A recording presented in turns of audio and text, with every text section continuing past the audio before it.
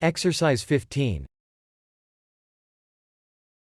Hello everybody and welcome to the class. I'm pleased to see so many of you here today. But don't worry, there won't be any more of you. There's always a maximum of 15 in the class and a minimum of 8. Before we start, I'd like to tell you about the course. Some of the information you'll probably know already, but some of it has changed. Your class will still be on Tuesday evenings, but it won't start at 7 o'clock. It will start at the later time of 7:30 and will end at 9:30, not 9 o'clock. I hope that change is okay for everyone. Unfortunately, I can't be here any earlier than that. Another change is the room. Next week, we need to move to the second floor, to the room opposite the art room. That's room 26. Today is the only time we'll be here in room 12. The course book will be the same as before, that is, starting French. I see some of you have already bought it. That's good. However, if you want to buy it from us, it costs £8. You can order it today, but it takes 2 weeks, so you won't have it until the 1st of October. One more thing. During the last week of term, there is an international evening at the college. There will be traditional dancing from different countries, and every class is asked to provide some food. I thought we could take some French cheese, but any other suggestions are welcome. And finally, let me remind you that most of your lessons will be completely in French, so let's begin now, shall we? Exercise 16. You will hear a travel writer talking about different holiday destinations.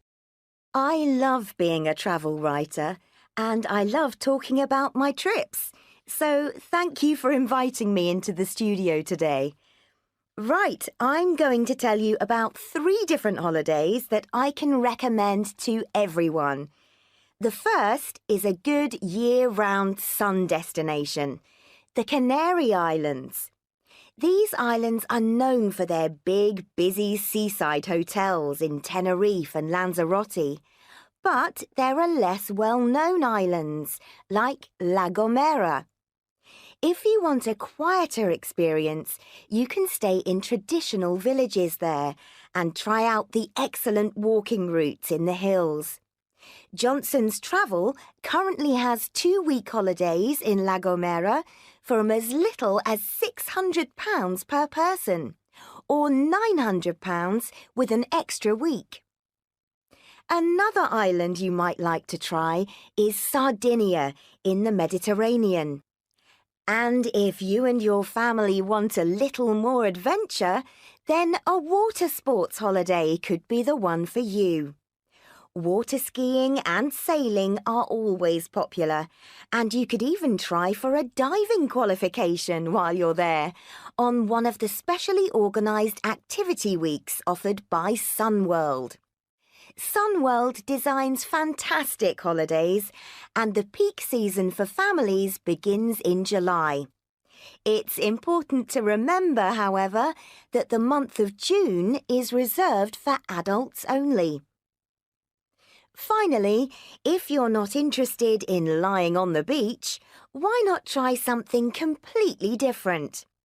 On a trip to Iceland, you and your family could first visit all the main attractions of Reykjavik on a special guided bus tour. Then take a traditional Icelandic trip on the back of a horse to the Blue Lagoon, before flying off to the lovely snow-covered mountains of the Askja region. A week with Travel the World costs £1,200 per adult for accommodation and return flights to Reykjavik and on to Askja. Rates for children are lower. Exercise 17.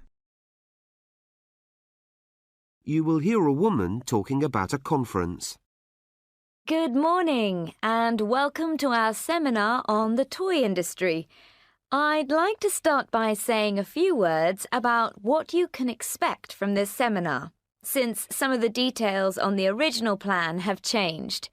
After the introduction by Sally Connor, Kenji Nakamura will give a talk. That's from 10 a.m. to 11 a.m. He will tell you about the most recent developments in the toy industry in Japan and will show a short film. This will be followed by half an hour of questions. Then at 12, we'll have a break for lunch.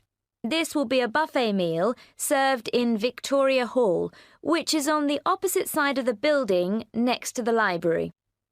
After lunch, we'll return here for Toys in Britain, Success and Failure. This talk will be given by Robert Price, who, as you know, is the owner of a chain of over 200 toy shops in the UK. The next talk, What's Next for Toys, will take place immediately after this at 3:30. This will be given by Sarah Smith, who is, of course, our sales manager. Sarah's talk will finish at 5 p.m. After that, tea and juice will be served in the green room, which is on the first floor. Please join us there, as this will be a chance for everyone to chat and... Exercise 18. Write 1 or 2 words, or a number, or a date, or a time. You will hear a radio presenter talking about a sports festival. Are you wondering what to do over the summer holidays? The International Sports Festival starts on the 30th of June, lasts for 2 weeks and ends on the 13th of July with prize giving and fireworks. It's well worth attending. Here's why. The fun starts on day 1 with a huge event in Prospect Park. Organisers will arrive early to set up, but the event for the public begins at 12 p.m.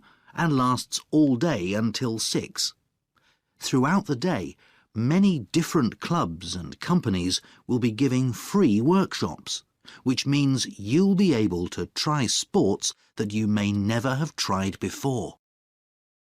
Some of the highlights at the opening event include skateboarding and breakdancing workshops.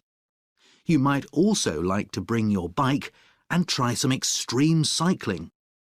Before you start, an expert will check over your bike to make sure it's safe. There will also be a bike race. To find out more information about exact times of each workshop, look on our website. You'll also be able to download a map which shows where everything will be in the park on the day. For the remaining 2 weeks of the festival, you'll be able to enjoy further workshops and sessions in the area. Locations and events include water sports at River Swimming Complex, track events at the Athletics Stadium, and you can also take part in indoor team games at Central Leisure. This festival is the first of its kind in our town, and I really recommend you see what it's all about.